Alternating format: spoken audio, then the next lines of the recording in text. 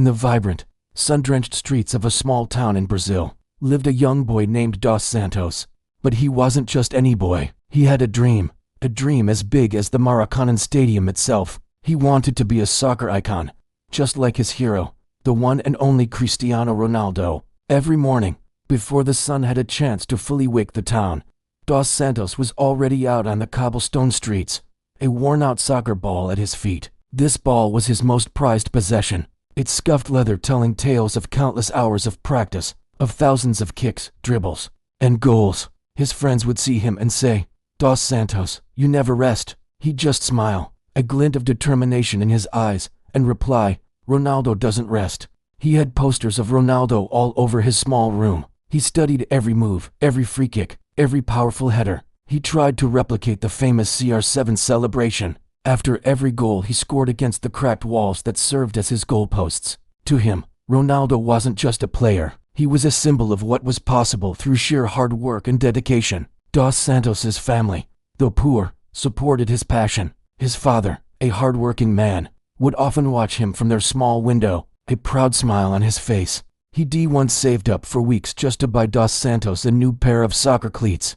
They weren't fancy, but to Dos Santos, they felt like the most expensive shoes in the world. He treated them with immense care, cleaning them after every single game, knowing they were a testament to his family's belief in him. The streets were his training ground. The uneven surfaces taught him incredible ball control. The narrow alleyways sharpened his quick thinking and agility. He learned to weave through crowds of people as if they were defenders on a pitch. The older kids in the neighborhood, who initially saw him as just a little kid with a big dream, soon started to respect his skill. They saw the fire in his eyes, the relentless spirit that never gave up, no matter how many times he fell. One sunny afternoon, as Dos Santos was in the middle of an intense street game, a man stood watching from the sidelines. He wasn't from the neighborhood. He wore a crisp shirt and held a clipboard. This was Mr. Almeida, the scout for the local youth team, Flamengo Juniors. He had heard whispers of a young prodigy who played like he was born with a ball at his feet. At first, he was skeptical. He'd heard such stories 100 times before. But then he saw Dos Santos play. He saw the boy anticipate a pass, intercept it with lightning speed, and then embark on a solo run that left everyone breathless.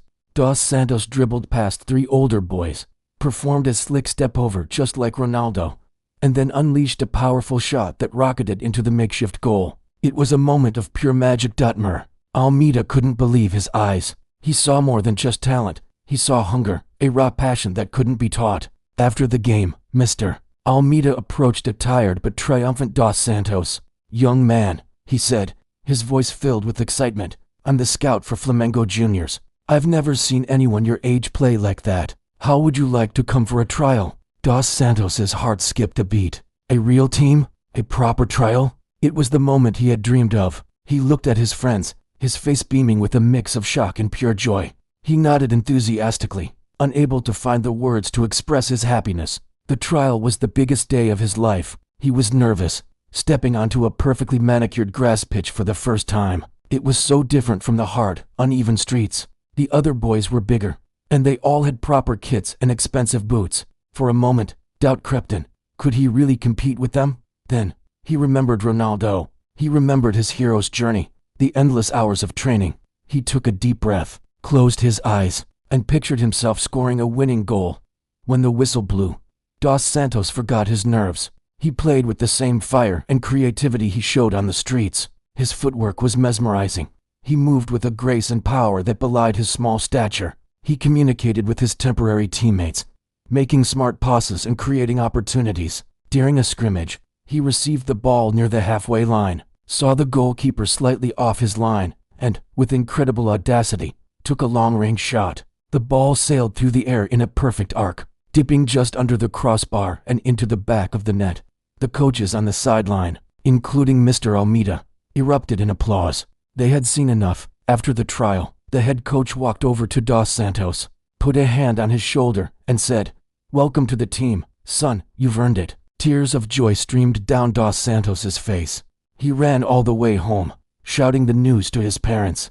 The entire neighborhood celebrated. The little boy from the streets was now a member of a real soccer team. Joining Flamengo Juniors was a whole new world. He had a structured training schedule, a dedicated coach, and teammates who shared his passion. He learned about tactics, formations, and the importance of discipline. But he never lost his street soccer flair. His coach encouraged his creativity, telling him that his unique style was his greatest strength. Dos Santos was the first to arrive at practice, and the last to leave. He'd stay behind, practicing free kicks for hours, just like he'd seen Ronaldo do in countless videos. His hard work paid off. He quickly became the team's top scorer. In his first season, he led Flamengo Juniors to the regional championship. In the final match, the score was tied 1-1 with only minutes left. The pressure was immense. The team won a free kick just outside the box. Everyone looked to Dos Santos. This was his moment. He placed the ball carefully, took a few steps back, and adopted the classic Ronaldo stance. He took a deep breath, ran up, and struck the ball with perfect technique. It curled over the wall and flew into the top corner of the goal. The crowd went wild. Dos Santos was lifted onto his teammates' shoulders, a hero. He had become the star of his local team. Newspapers started writing articles about the little Ronaldo of Brazil. Scouts from bigger clubs began to take notice. But through it all, Dos Santos remained humble. He knew this was just the beginning of his journey. Every night, he'd look at the poster of Ronaldo on his wall, not just as a fan, but as a fellow professional on a similar path. His dream was no longer just a fantasy, it was becoming his reality, one goal at a time. The boy from the streets was on his way, fueled by a dream, powered by hard work, and ready to take on the world.